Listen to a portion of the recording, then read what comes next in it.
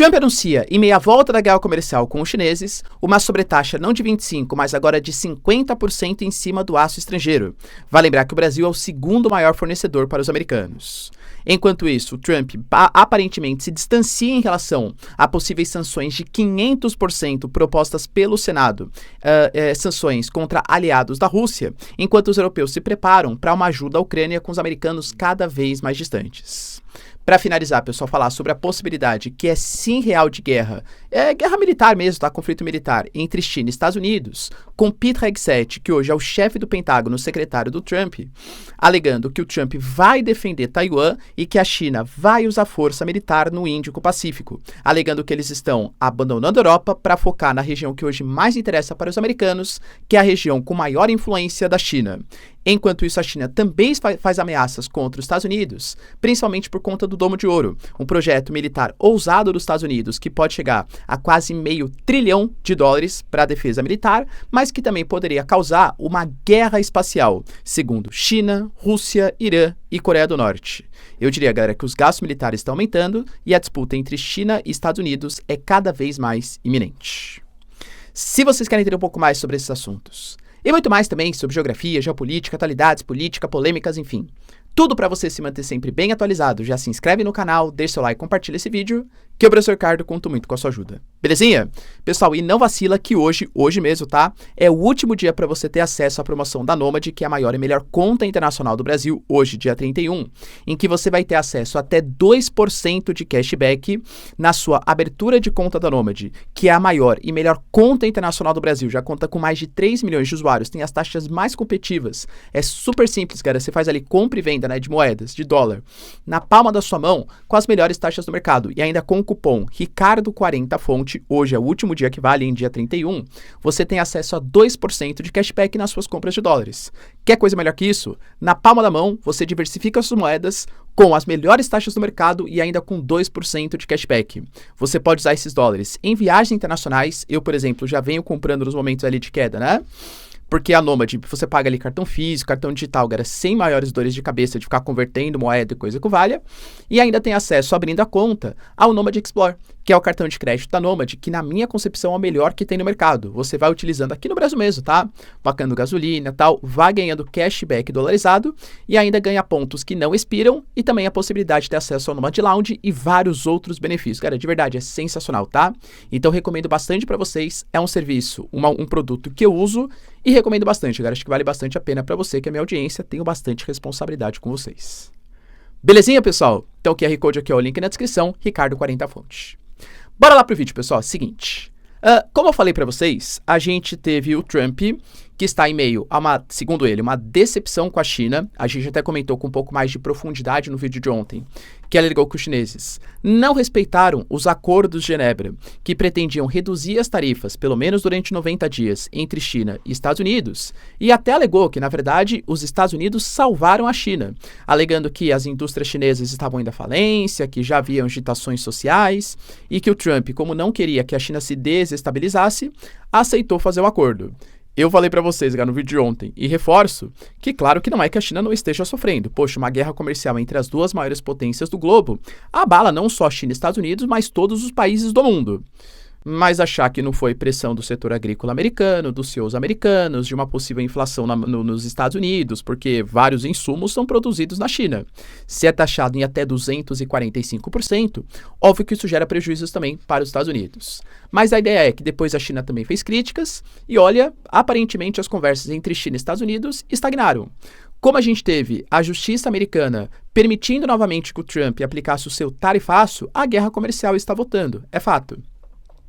E a gente teve dentro desse processo o Trump anunciando que agora ele vai aplicar taxas não de 25% contra o aço estrangeiro, mas de 50%, alegando que é essencial defender algumas indústrias de base, indústrias que são essenciais para a própria lógica de produção americana, claro, segundo os Estados Unidos.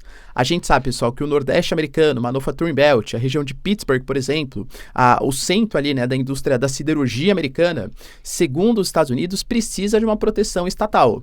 Isso porque Canadá, Brasil, México, Coreia do Sul, uma série de países exportam o seu aço muitas vezes mais competitivo que o aço americano e acabam quebrando uma indústria que é de suma importância para a lógica nacional, claro, segundo o Trump.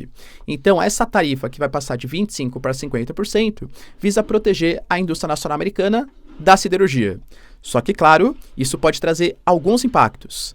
Primeiro, impactos geopolíticos. Poxa, cara, a gente está falando de países como Canadá, México, Brasil, Coreia do Sul, que são aliados do governo americano. Se tem o governo dos Estados Unidos colocando taxas cada vez maiores nesses aliados, é natural que eles procurem mercados alternativos. Saiu uma pesquisa, por exemplo, recente, que deu conta que hoje a população brasileira, 44%, já defende um alinhamento maior com os BRICS, em detrimento de um alinhamento maior com os Estados Unidos, com a União Europeia e com os países ocidentais. Não acho que do ponto de vista político, né, galera, dá para você ter um alinhamento econômico sem necessariamente copiar o modelo político, claro, desses países. Se a gente vai analisar, por exemplo, quem são os maiores parceiros que mais vendem aço para os Estados Unidos, o Canadá aparece com quase 50% e o Brasil é o segundo colocado. Além desses impactos geopolíticos de possíveis desalinhamentos e procura de mercados alternativos, a gente pode associar, por exemplo, a uma possível inflação dos Estados Unidos. Porque, claro, galera, pensem comigo, se esses produtos, esse aço estava entrando no mercado americano, não é porque os produtores locais, nossa, como eu adoro o Canadá, como eu adoro o Brasil, como eu adoro o México e a Coreia do Sul. É porque esses produtos, né, esse aço vinha mais barato. Será que a indústria, a siderurgia americana vai ter capacidade de dar conta da demanda necessária para os Estados Unidos? Ou será que o aço vai chegar mais caro para os produtores americanos, gerando um aumento do custo de toda a cadeia produtiva?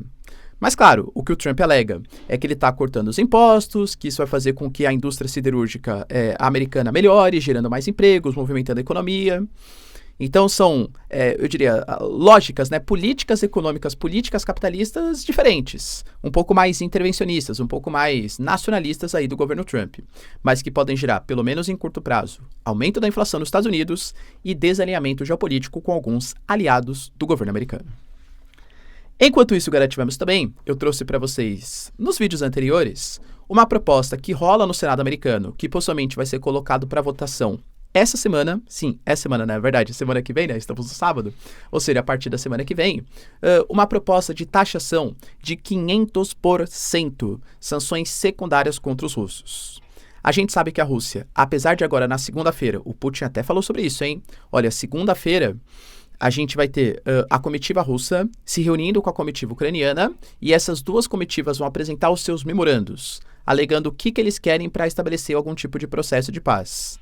A partir desse memorando, possivelmente, Estados Unidos, a Turquia, porque vai ser em Istambul, e alguns líderes europeus vão tentar juntar as duas coisas, e aí sim elaborar algum tipo de proposta de paz a partir dos objetivos dos dois memorandos.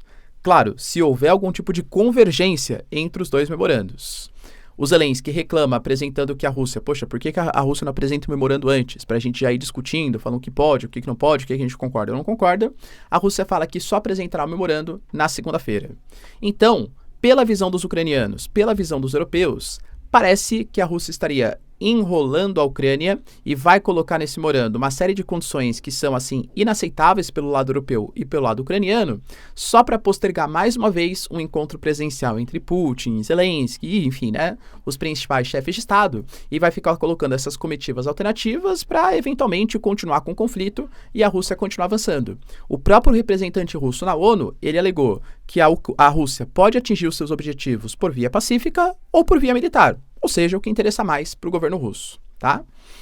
Por isso que alguns senadores americanos estão ficando um pouco revoltados com essa demora da Rússia em negociar e querem essas tarifas de 500% não só contra os russos, mas também essas chamadas sanções secundárias. Quem negociar com a Rússia vai sobre tarifas em 500% quando for negociar com os Estados Unidos. Falei para vocês ontem, né, que isso pode impactar muito o Brasil também, que compra muito diesel do governo russo, e pode impactar até mesmo os países europeus, porque eles continuam comprando gás da Rússia. Petróleo não, né, mas gás natural continuam comprando. Pois bem, cara, o governo Trump, quando foi perguntado sobre isso, né, poxa, ó, Trump, vai rolar ali uma proposta tal, primeiro que ele falou que em 2 semanas ele vai ter a resposta definitiva se vai ter ou não algum tipo de acordo de paz. Ele fala dessas 2 semanas desde o início do governo, mas enfim, né, e também trouxe, cara, a ideia que ele prefere esperar mais um pouco. Ele prefere fazer uma analisada, dar uma revisada no documento, para saber se de fato vai ou não apoiar essa proposta. Penso eu, tá, que o Trump, que tem um certo alinhamento, convenhamos, muito mais próximo do governo Putin do que do governo Zelensky, pelo menos as críticas são muito mais ferrenhas contra a Ucrânia do que exatamente contra a Rússia, não vai aceitar essa proposta. E os europeus, meio que já percebendo isso, o Friedrich Merz, o Macron, enfim, já estão indo por esse caminho também. Vai lembrar, galera, só questão fofoquinha aqui geopolítica também. O Trump, depois daquele mínimo momento embaraçoso entre Macron e Brigitte Macron, deu alguns conselhos amorosos para Emmanuel Macron. Quem diria, hein, pessoal? Quem diria? E para finalizar, pessoal, a gente teve também uma reunião que foi super importante, uma cúpula de segurança, na verdade, o Fórum Asiático para Autoridades de Defesa, Militares e Diplomatas que rolou em Singapura, que é um fórum de segurança, né? Vamos colocar assim, de temas de segurança dos países da Ásia-Pacífico, né? Ou seja, dali da região do Índico-Pacífico. E o Pete Hegseth, que hoje é o secretário do governo Trump, é o chefe do Pentágono, ele participou, e eu diria que assim, a participação dele foi bombástica. Bombástica, não literalmente, mas quase isso, né? Foi bastante polêmica, porque basicamente ele usou o espaço dos Estados Unidos no fórum para tecer críticas contra a China. A gente sabe que a China exerce uma influência muito grande naquela região da Ásia, né, da região do Índico-Pacífico, em algumas disputas importantes. Por exemplo, a gente tem a região do Mar da China Meridional, que é uma região super estratégica, por onde passa quase que 1/3 de todo o comércio internacional. Você tem ali grandes reservas, por exemplo, de petróleo e de gás natural, e 1/5 de toda a pesca do planeta. A ONU delibera que cada um dos países, Vietnã, Filipinas, Indonésia, enfim, né? Os países ali da região, eles deveriam ter o direito de ter acesso às suas 200 milhas náuticas, só que a China alega que todo aquele espaço pertence, na verdade, aos chineses, por questões históricas e tal. Os americanos não concordam com isso e têm as Filipinas como principal aliado regional, até com um acordo militar, que caso o presidente, né, Marcos Ferdinand, por exemplo, ele decida apertar o botão, entre aspas, ele convoca uma ajuda militar dos Estados Unidos. Vários embates entre navios pesqueiros, navios exploradores já foram travados entre China e Filipinas. É uma região super estratégica, talvez a mais estratégica do planeta, pelo menos nesse momento, em que o Oceano Pacífico é muito mais importante em movimentações de capitais do que o próprio Oceano Atlântico. Além disso, existe a região de Taiwan. Pô, cara, Taiwan, com todo aquele embate histórico. Em 1949, quando aconteceu a Revolução Chinesa, o Partido Comunista Chinês dominou a chamada China continental e o Kuomintang, partido nacionalista, capitalista, acabou fugindo para a ilha de Taipei, fundando o que eles chamaram de a República da China, que pouquíssimos países reconhecem hoje como a China oficial, nem mesmo os Estados Unidos. Geralmente o que os países reconhecem, Brasil, Estados Unidos, União Europeia, enfim, é a República Popular da China. E a República Popular da China não reconheceu essa independência ou essa China que foi formada pelo Kuomintang em 1949. Então, hoje a China, quando realiza exercícios militares, realiza ali no Estreito de Taiwan, faz sanções, enfim, alega que, na verdade, que não está fazendo isso contra o território, está fazendo contra o território chinês. A China prega o princípio de indivisibilidade da China, ou seja, de uma única China, e alega que os países também deveriam reconhecer isso, já que o movimento de independência, ou de, enfim, né, Taiwan como a real China, não é um movimento verídico. E os Estados Unidos têm aquele conceito de ambiguidade estratégica, ou seja, a gente tem relações comerciais, até mesmo relações militares, mas oficialmente não reconhece Taiwan como um território independente.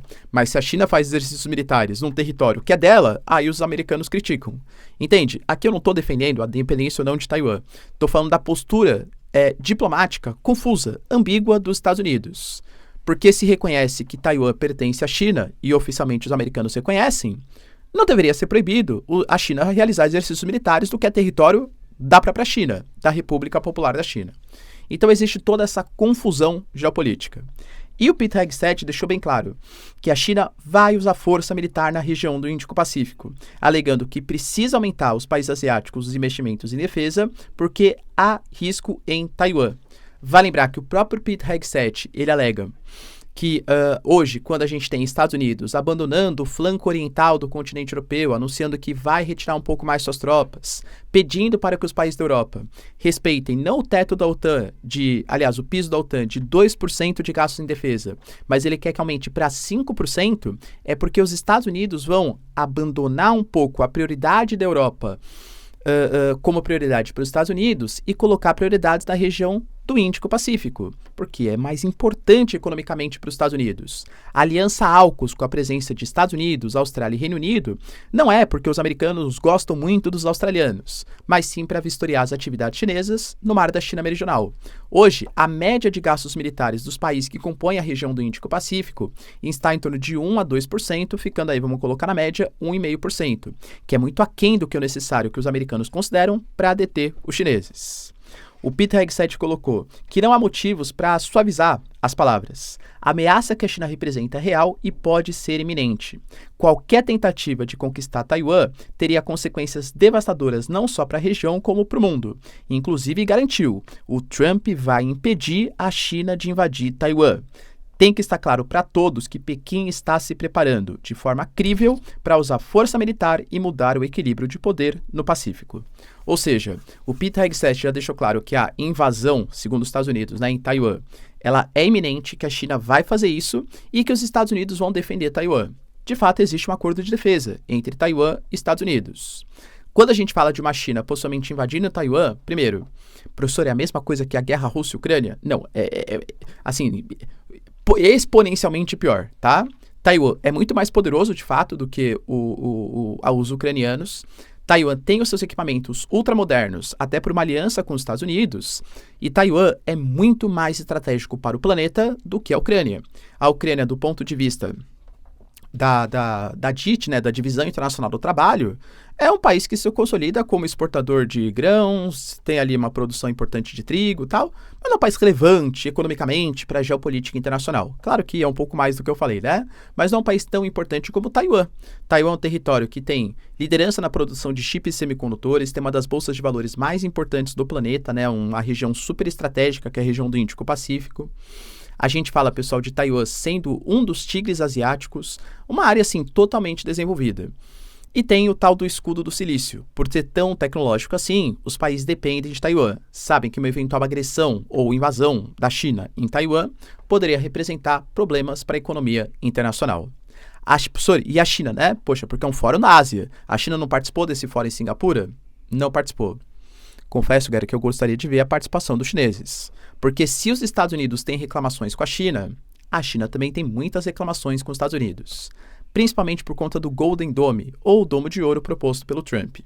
É um projeto militar que inspirado na defesa de Israel, né, do Iron Dome, só que muito mais avançado, muito mais tecnológico. O governo Trump pediu para o Congresso 175 bilhões de dólares, só que a gente fala de gastos orçados que podem chegar a 500 bilhões de dólares. Cara, tudo isso para fazer o seu esquema de defesa, que vai contar com tecnologias ultramodernas. Sensores, por exemplo, vão ficar em órbitas, observando movimentações principalmente dos inimigos geopolíticos dos Estados Unidos, e uma série de satélites armados com mísseis e lasers. Tudo isso pronto até 2029. Acho que é um pouco de presunção do Trump, né, até o final do seu mandato. Mas, enfim, segundo a promessa do governo americano. Porque hoje, quando a gente fala, por exemplo, de mísseis balísticos, o Orishnik, por exemplo, é muito difícil, a partir do momento, um míssil balístico, né, quando ele sai ali da nossa atmosfera, quando ele está voltando ali, ele vem com uma série de contramedidas, com uma outra velocidade, a defesa é praticamente impossível. Os Estados Unidos querem, a partir desses satélites, a partir dessa observação espacial, conseguir atingir os mísseis quando eles estão saindo do seu ponto. Então, sei lá, a Coreia do Norte, o Irã, a China, a Rússia vão fazer esses disparos, ataca o míssil, ataca o equipamento quando ele ainda está saindo do território. Não precisa ser um grande gênio em análise militar e geopolítica para saber, professor, então os americanos estão querendo se defender de eventuais mísseis, né? Mas eles estão colocando um monte de satélites com capacidade de mísseis e lasers no espaço, que podem, de fato, atacar não só ou usar para defesa, mas para ataque também desses territórios. A Coreia do Norte falou que os Estados Unidos são arrogantes, a China deixou bem claro que isso fere o princípio de uso pacífico do espaço e que os Estados Unidos estão fomentando uma guerra espacial, garantindo, então beleza, a gente tinha um acordo que teoricamente o espaço ia ser para fins pacíficos. Se os Estados Unidos estão colocando equipamentos militares no espaço, a China também se reserva esse direito. E a China tem capacidade para isso. A Rússia tem capacidade para isso. Eu diria que até os norte-coreanos e os iranianos, o Irã fazendo programa de satélites, também tem capacidade para isso. Hoje, satélites que aparentemente não são para finalidade militar. Mas se os Estados Unidos podem, por que esses países não podem também? Então, há o risco de um crescimento das tensões internacionais, com a China garantindo que se o Golden Dome for utilizado, a China também se reserva esse direito. Percebam, China e Estados Unidos, guerra comercial, guerra tecnológica e agora até guerra espacial. Isso porque nem falei dos programas da Lua, hein, galera? A gente tem programa também de exploração da Lua dos Estados Unidos e dos chineses, em conjunto com os russos, que promete construir uma usina nuclear para fazer ali exploração e utilização da Lua, principalmente do elemento hélio 3, né, que tem uma capacidade de estabilização da fusão nuclear, tecnologia que pode acabar com os planos energéticos do planeta. E a China está muito mais avançada do que qualquer outro país, e é outra corrida espacial. Cara, olha, eu diria que o futuro reserva aí questões importantes entre China e Estados Unidos. Beleza, pessoal? Deu para entender os principais acontecimentos? Se vocês curtiram o vídeo, então, ó, já deixa o like, se inscreve no canal. Tamo junto, beijos, abraços e tchau, tchau.